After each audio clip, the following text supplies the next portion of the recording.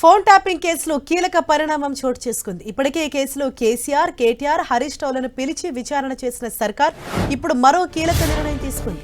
ఈ phone tapping కేసులో DSP Praneeth రావుకు ఊహించని షాక్ ఇచ్చింది తెలంగాణ ప్రభుత్వం. డీఎస్పీ ప్రణీత్ రావును డిమోట్ చేస్తూ అధికారిక ఉత్తర్వులు జారీ చేసింది ప్రభుత్వం. డీఎస్పీగా పదోన్నతి పొందిన అనంతరం ప్రొబేషన్ కాలంలో విధుల దుర్వినియోగానికి పాల్పడిన నేపథ్యంలో ఈ నిర్ణయం తీసుకున్నట్లు ప్రభుత్వం తెలిపింది. దీంతో గతంలో ప్రణీత్ రావుకు కల్పించిన యాక్సిలరేటెడ్ పదోన్నతి రద్దయినట్లయింది. ఇకపై ఆయన ఇన్స్పెక్టర్ గానే కొనసాగనున్నారు.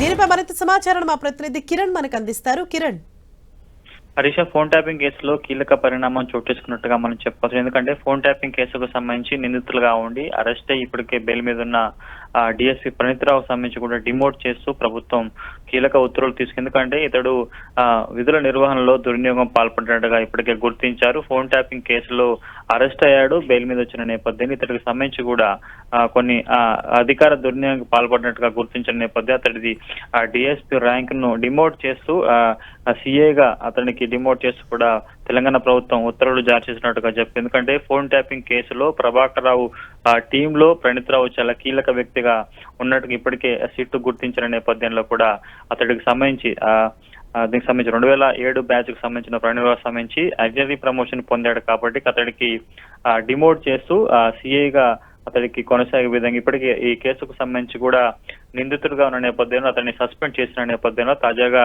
అతడి డిఎస్పీ పోస్టు సంబంధించి కూడా డిమోట్ చేయడం ప్రస్తుతం పోలీసు వర్గాల్లో సంచలనంగా మారినట్టుగా చెప్పుకోవాలి. Thank you Kiran.